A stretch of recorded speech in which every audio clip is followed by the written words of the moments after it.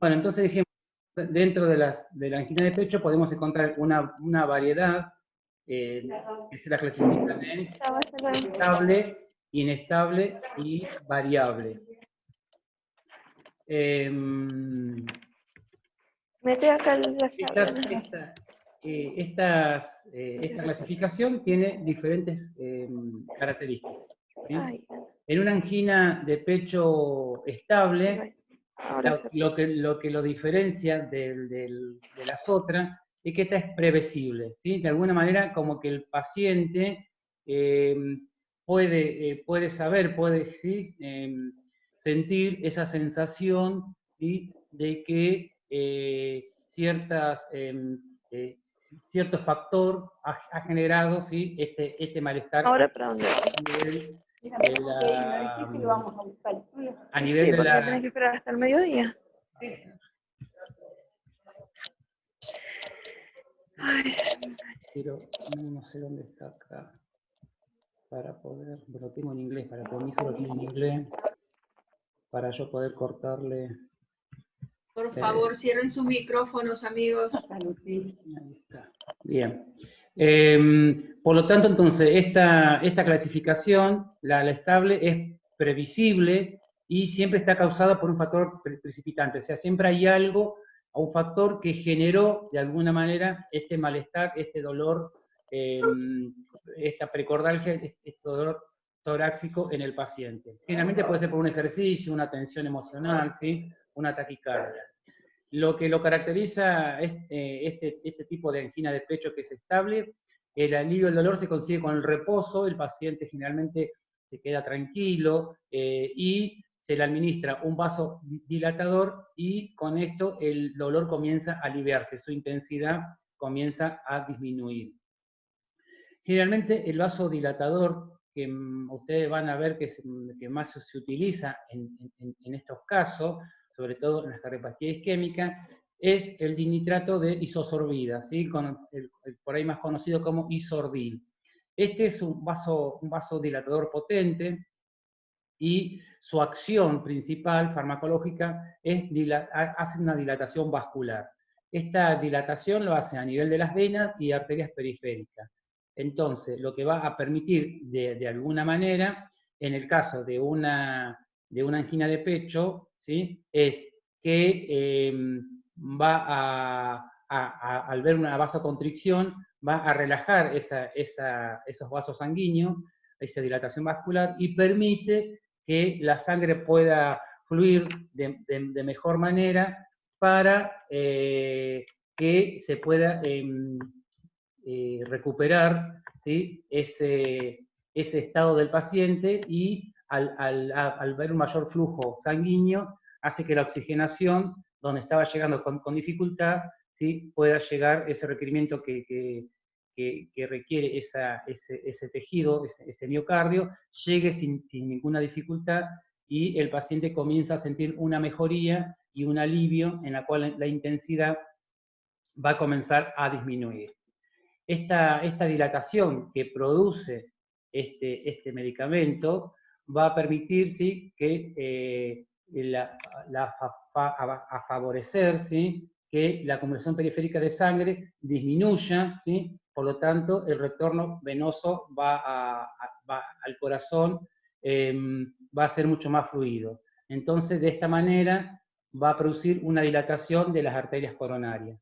Entonces, al dilatarse las arterias coronarias, va a haber un mayor movimiento de la sangre, en la cual le va a permitir llegar con mayor facilidad oxígeno. ¿Qué es lo que sucede? Como todo medicamento, va a generar una acción farmacológica, pero también este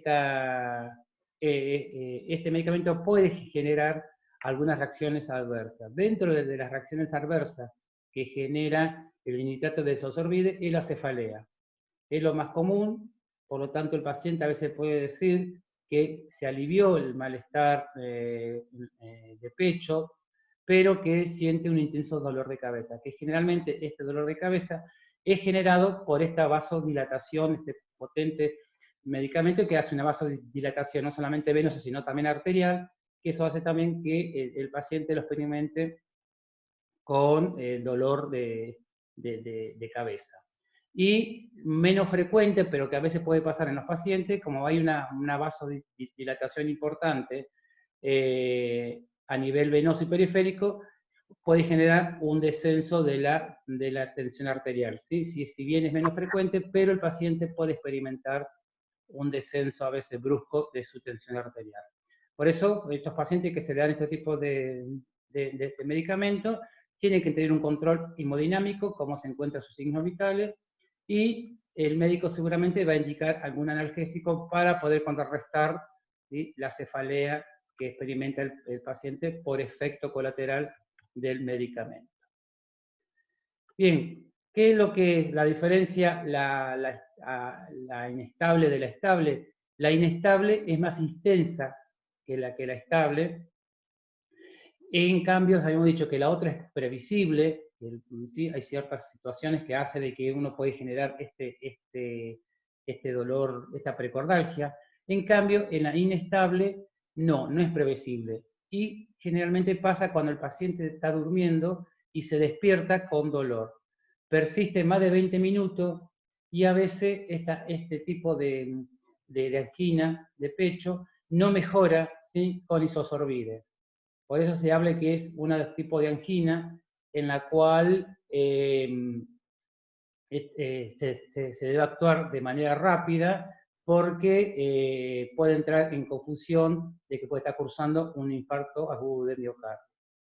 Se la considera la angina inestable, entonces como una emergencia médica, y también lo que la diferencia de la estable es que esta no va a ceder con el reposo. Por eso es importante esto, que el médico lo tenga en cuenta, porque a veces puede estar cursando un infarto y uno puede estar confundiéndola con una angina de pecho inestable. Y el otro tipo de angina que puede aparecer es la variante, que también aparece cuando el paciente está en reposo, un paciente que está tranquilo, ¿sí?, y está como ¿sí?, con un dolor que apareció de manera aguda. Tanto la inestable como la variante son similares, que después el médico lo va a diferenciar de acuerdo a los estudios, ¿sí?, que le va a hacer a posterior, para tener en cuenta cómo se encuentra este paciente, en la cual hace cuáles son sus factores de riesgo que hace que genere este tipo de angina de pecho. También lo que hace la diferencia de la variante de la inestable es que la variante aparece de forma cíclica, ¿sí? Aparece siempre todos los días o cada tanto a la misma hora del día, ¿sí? Eso también es lo que la diferencia de la inestable. Y cuando le van a hacer un electrocardiograma, lo que genera la angina de pecho variante es que hay una elevación del segmento ST. Y a veces se encuentran con ondas Q anómalas, ¿sí? Estas ondas Q, ustedes si la van a ver en un electro común, las ondas Q se ven muy poquitas, el PQRS, el Q, ¿sí? Uno tiene P y tiene el segmento o el complejo QRS, ¿sí? Entonces, esa onda Q que forma el complejo QR casi no se ve. Entonces, cuando en un electro está bien marcada, estamos hablando de una onda Q que no es normal, ¿sí?, que es anómala. Bueno, en una angina de pecho variante, lo que hace también que la diferencia del resto, sobre todo de la inestable, es que esta presenta cambios en el electro. Hay un cambio del segmento ST y también puede llegar a aparecer estas ondas Q que no son normales. Bien, tanto para una u otra de las distintas clasificaciones de angina de pecho, ¿cuáles son los medicamentos, los fármacos de elección que hacen para tratar este tipo de patología? Porque el paciente después va a tener que llevar todo un tratamiento para evitar, ¿sí?, futuros cuadros anginosos. Dentro de los fármacos, el de elección que se utiliza para el cuadro agudo es el de nitrato de isosorbide. El nitrato de isosorbide es un vasodilatador periférico y coronario, ¿sí? No solamente va a actuar a nivel de los vasos sanguíneos coronarios, sino también, ¿sí?, va a actuar en los vasos sanguíneos periféricos. Otro medicamento que también se utiliza es la nifedipina. La nifedipina, en mucho tiempo, ya hoy no se trata de utilizarla de esa manera, era capsulita que venía con una sustancia dentro de la cápsula, en la cual los pacientes cuando ingresaban con un cuadro hipertensivo, se pinchaba la cápsula para que sacar unas gotas de este contenido, en la cual generaba un descenso brusco de la tensión arterial. Esto llevó a mostrar casos como experiencia de que el descenso brusco de la tensión arterial generaba a veces daños neurológicos o daños en los órganos. Por lo tanto, no está aprobado de que la tensión arterial se tenga que bajar de manera brusca, sí, de manera paulatina. Por lo tanto, estos medicamentos siguen estando presentes, pero no hacen ninguna alteración. Se toma la cápsula y hace todo el proceso del medicamento, de la liberación del principio activo, que es mucho menos nocivo que alterar este proceso. Esta nifedipina que ustedes pueden conocer, me sale Adalat, el famoso Adalat, que por ahí ustedes habrán escuchado, es antihipertensivo, pero a su vez también es antianginoso. Otro vasodilatador coronario y sistémico. Profesor, disculpe, ¿existe un Adalat oro, puede ser? Sí, existe un Adalat oro, sí. El Adalat oro lo que es de acción retardada, ¿sí? Lo que hacen estos medicamentos es administrar y que la liberación sea mucho más lenta. Por lo tanto, al liberarse el medicamento mucho más lento, es de acción prolongada, ¿sí? En cambio existe otra nifedipina que es de acción rápida, ¿sí? Pero también Bueno. al acción rápida también el efecto es corto. En cambio, la Adalat oro lo que hace es acción retardada, pero prolongada a su vez. ¿Sí? Ok, profe, gracias. Bien. Otro dentro de los fármacos que también se utiliza para los pacientes anginosos es el dialtiazem, que es un vasodilatador coronario y sistémico. ¿Sí? Tienen dosis que permiten mantener al paciente estos vasos sanguíneos que se encuentran alterados por diferentes factores de riesgo, como sabemos, como es la diabetes, la obesidad, el sedentarismo, la mala alimentación, hipertensión arterial, estrés, poco descanso, ¿sí? Todos son factores de riesgo. La edad también es un factor de riesgo, y también tenemos factores de riesgo modificables y no modificables que predisponen o ponen en riesgo a estos pacientes. Los no modificables, si ustedes ven en la bibliografía, ¿sí? Tenemos la edad, el sexo y los antecedentes que uno tenga familiares. Esos son algo que no se va a poder modificar, pero existen otros factores de riesgo que uno lo puede modificar, en la cual va a generar, ¿sí?, que estos tipos de enfermedades generadas por la alteración de los vasos sanguíneos no se vean afectadas, ¿sí? O con un tratamiento farmacológico puede el paciente no presentar cuadros agudos, ¿sí?, anginosos. ¿Cuál es el objetivo del tratamiento médico, sobre todo del tratamiento farmacológico?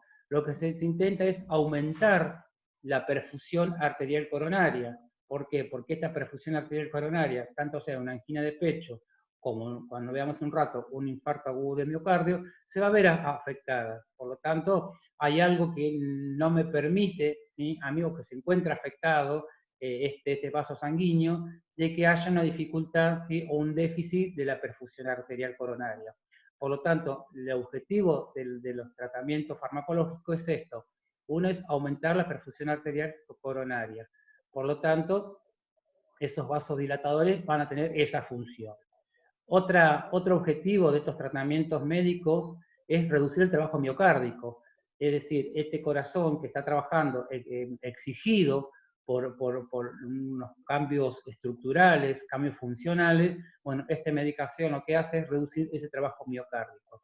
Y de alguna manera, aumentando la perfusión arterial, reduciendo el trabajo miocárdico, lo que va a prevenir es que aparezcan cuadros agudos anginosos, ¿sí?, que van a prevenir de alguna manera que haya alguna alteración de algunas células, ¿sí?, o que estos pacientes a futuros pueden ser pacientes con riesgo de infarto agudo de miocardio.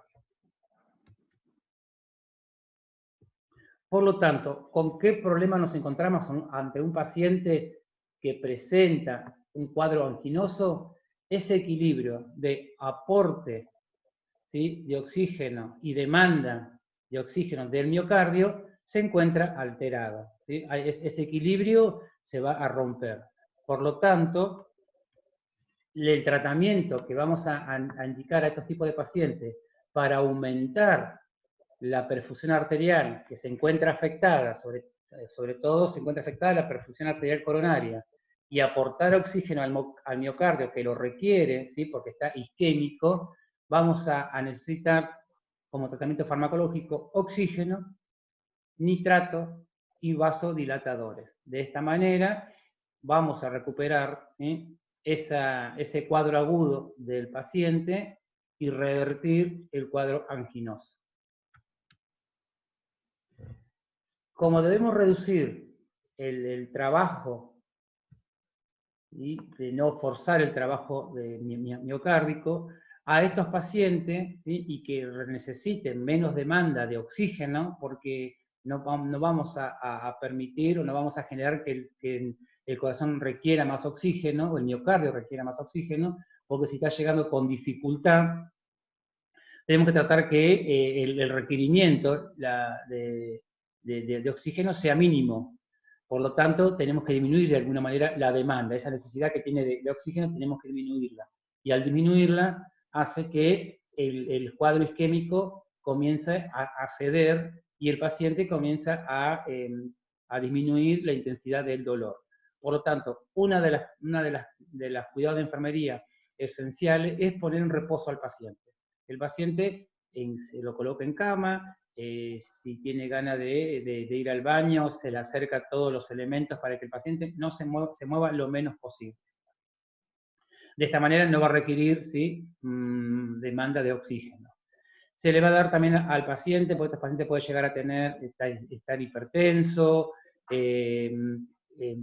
entonces, o tiene antecedentes de la hipertensión arterial, por lo tanto también se le va a dar medicamentos para controlar esa tensión arterial, para que el corazón no esté trabajando con una exigencia, en lo cual se le va a dar inhibidores de la ECA, como es el Alapril, que es un antihipertensivo, y también se va a trabajar con betabloqueantes, como es el propanolol y atenolol, ¿sí? Estos medicamentos lo que hacen, de alguna manera, es disminuir la demanda miocárdica de oxígeno, y el atenolol lo que tiene también que es antihipertensivo. Tiene esas dos funciones. También otro tipo de medicamentos que suelen utilizarse para bajar la demanda de oxígeno en el miocardio, se utilizan a veces betabloqueantes de los canales del calcio, como es la amlodipina, la nifedipina, que yo le decía que también es el famoso Adalat, y diltiazem, ¿sí? Estos son los que yo nombro acá. Existe un listado mucho más amplio de medicamentos, pero estos son los que más uno van a ver en los pacientes clínicos que se encuentran con un tratamiento crónico, ¿sí?, para controlar sus cuadros anginosos. Uno a veces el paciente, uno vamos a ver en la práctica que estos pacientes toman ese tipo de medicación. Bueno, es simplemente para eso. Son pacientes que ya tienen antecedentes de cuadro anginoso, se le administran estos tipos de medicamentos de manera crónica para manejar la demanda miocárdica, ¿sí?, de oxígeno.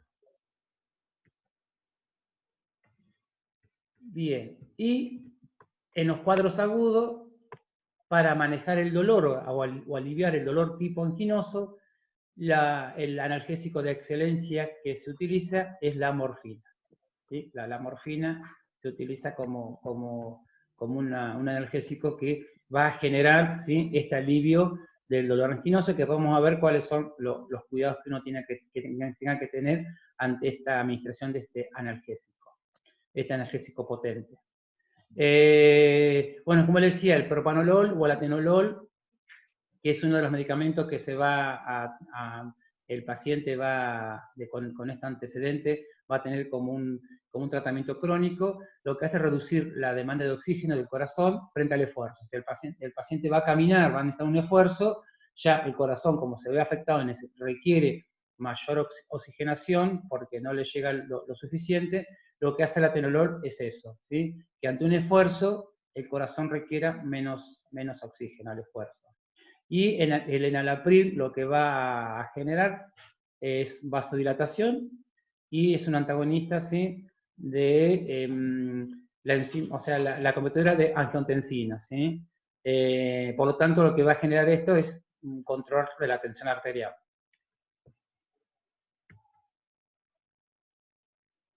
La amlodipina, como les decía, que es otro medicamento para el control de la demanda de oxígeno, también tiene efecto antihipertensivo y también antianginoso. Antianginosos son aquellos de los que va a generar que disminuir la demanda miocárdica de oxígeno. ¿Qué va a hacer esta amlodipina también como acción terapéutica? Va a dilatar las arteriolas periféricas, ¿sí? Sobre todo los vasos sanguíneos de menor calibre, y va a reducir la resistencia periférica total, o sea, la poscarga, esa necesidad que tiene el corazón cuando hace la carga y poscarga, bueno, va a reducir esa resistencia. Y también lo que hace la amlodipina va a reducir el consumo de energía miocárdica y el requerimiento de oxígeno, ¿sí? Va de alguna manera a controlar que este paciente con esta alteración hace que no requiera de una demanda, ¿sí?, mucha de oxígeno, que hace lo que este paciente le provoque dolor anginoso. La amlodipina, que es uno de los medicamentos que se da bastante, es bien tolerada, y hay estudios que dicen, ustedes van a ver, que no se recomienda administrarse o ingerir la amlodipina con jugo de pomelo, porque interactúa, ¿sí? O sea, va a aumentar el efecto de la disminución de la tensión arterial, ¿sí? Esto dicen algunas bibliografías, en la cual, bueno, nada, es tenerlas en cuenta, porque a veces es normal que o algunos pacientes puedan tomar algún tipo de medicación con algunos insumos, con algunos jugos. Bueno, en este caso está demostrado que el pomelo con la amlodipina no produce, ¿sí?, un efecto contrario, ¿sí? Por lo tanto, hay que tener en cuenta eso. La nifedipina también tiene efecto antihipertensivo y es antianginoso. Y el diltiazem es un vasodilatador coronario y sistémico, ¿sí? No solamente va a dilatar todos los vasos sanguíneos a nivel del corazón, sino también el resto de los vasos sanguíneos. Y es bien tolerado, ¿sí? No hay muchos efectos adversos habituales, ¿sí? Pueden haber algunos raros, que esos raros son particularidades de los pacientes. Bien, entonces, los factores de riesgo, como yo les decía hace un rato, que van a ingerir de alguna manera en las cardiopatías isquémicas son la hipertensión arterial, las hiperlipidemias, que deben tratarse, ¿sí?, de manera, acá habla de la bibliografía de modo agresivo, pero se deben tratar estas patologías o estas manifestaciones. ¿Por qué? Porque de alguna manera van a afectar a los vasos sanguíneos, en los cuales, ¿sí?, las hiperlipidemias lo que van a generar es una disminución de la luz vascular, de la luz de las arterias coronarias, y eso genera que haya una dificultad en la perfusión, y por lo tanto, al ver un déficit de la perfusión, la oxigenación al tejido miocárdico también se va a ver afectado. Por eso es necesario, ante estos pacientes con hipertensión arterial o hiperlipidemia, recomendar que tengan una dieta baja en sodio, ¿sí?, y que la alimentación sea baja en colesterol. Y los pacientes que se encuentran con episodios anginosos, se debe limitar la actividad, ¿sí?, hasta controlar, o sea, no debe exigirse, hasta que no tenga ¿sí? un control de los episodios anginosos. Todo esto, de alguna manera, si se actúa previamente ante la experiencia de episodios de anginoso, de alguna manera uno va a prevenir el infarto agudo de miocardio, porque estos pacientes, si no son controlados, no tienen un buen tratamiento estándar, son pacientes ¿sí? que a futuro van a llegar a tener ¿sí? complicaciones mucho más complejas, como es el infarto agudo de miocardio, que en la cual vamos a ver ahora que va a generar secuelas que son de carácter irreversible. Bueno, ¿cómo se trata un cuadro anginoso? Bueno, el paciente va a ingresar al hospital y generalmente se le va a recomendar reposo en cama y se va a tratar de ver cuál fue el factor precipitante que generó este cuadro anginoso, en la cual si el paciente no tiene experiencias previas, se le va a hacer una serie de estudios que le va a permitir, de alguna manera, que este paciente tenga ya un tratamiento para su patología. Lo que va a tratar un paciente que ingresa con un cuadro anginoso es identificar lo más rápido posible el dolor precordial, aliviar ese dolor, ¿sí?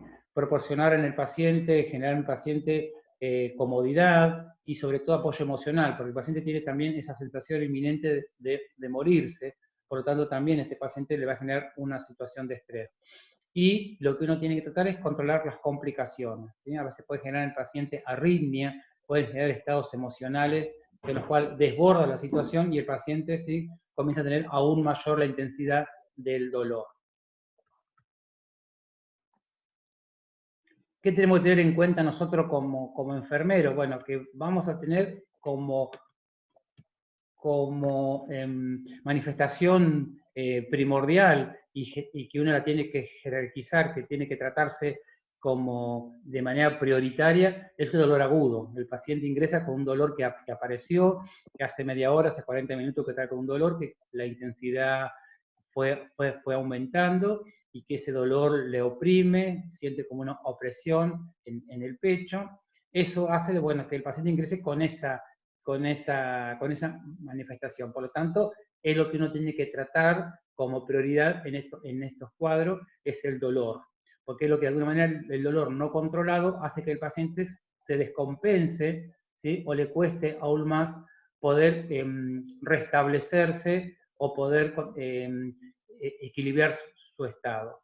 Por lo tanto, uno puede hablar de diferentes situaciones, qué es lo que puede estar alterado en esta situación.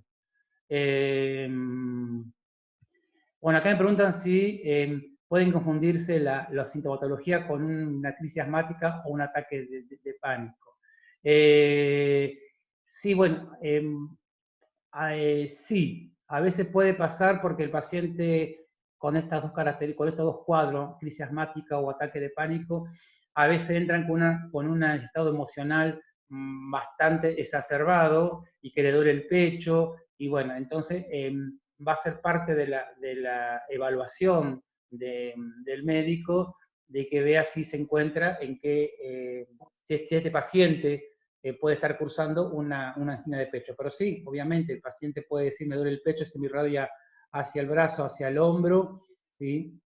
Y quizás el paciente está con una crisis de nervio, una crisis asmática, en la cual, bueno, la crisis asmática también me va a dar que el paciente, si el médico lo ausculta, ¿sí? Va a haber ¿sí? como una sensación, o va a haber en la auscultación sibilancia, que hace que sienta que a la auscultación que hay una dificultad en el ingreso de oxígeno, en la cual bueno, el médico empieza a descartar de alguna manera. Generalmente se hace un electro de manera inmediata para ver si hay se ve algún cambio en la actividad eléctrica del corazón, ¿sí? Pero sí puede haberse confundirse, que eso va a ser parte del médico de poder diferenciar ¿sí? El diagnóstico.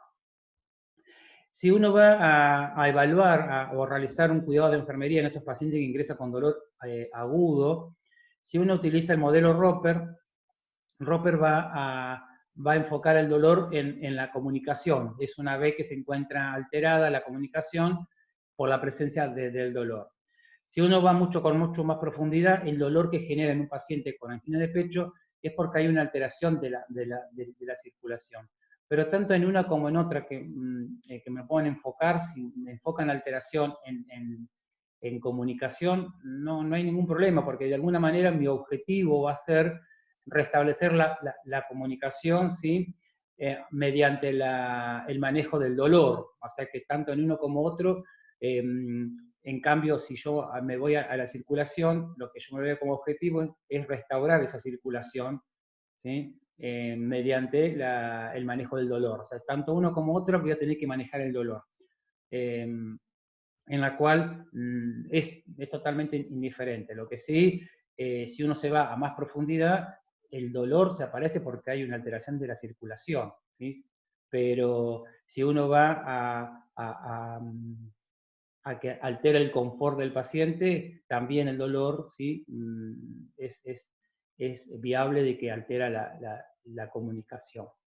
Entonces, tanto pongo alteración de la circulación como alteración de la comunicación, la manifestación va a ser la misma, va a ser el dolor agudo, o sea, ese dolor que aparece de manera repentina. Estamos hablando ¿sí? De alguna manera incorporando todo lo que vimos sobre dolor.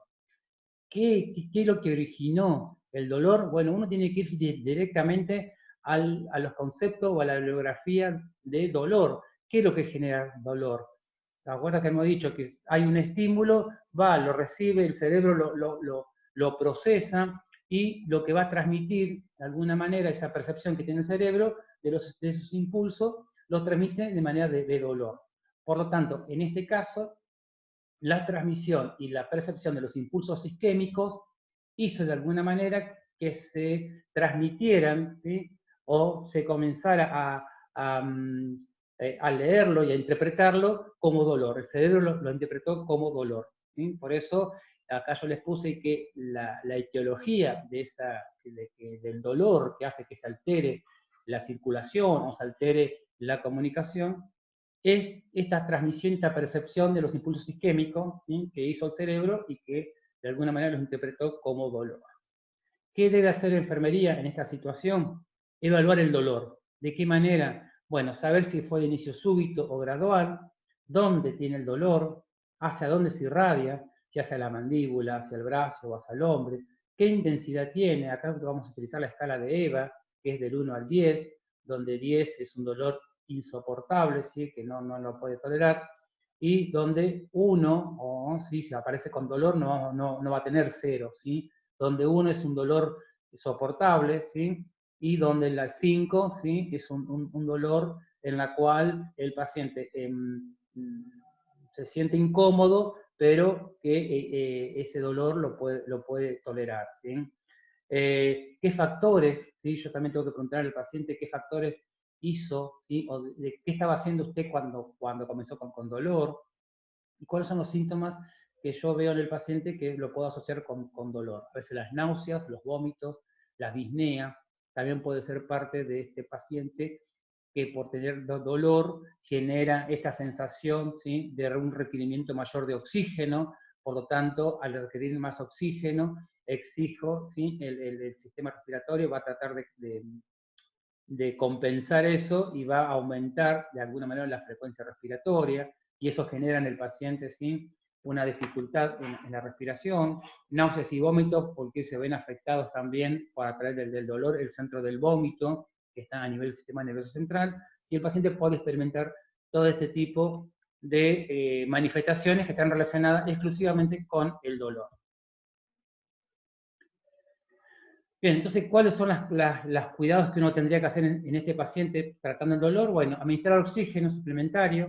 Sabemos que hay una demanda en déficit de la demanda de oxígeno al tejido miocárdico. Por lo tanto, uno lo que hace es aportar oxígeno complementario, suplementario, para de alguna manera aumentar la oxigenación del miocardio.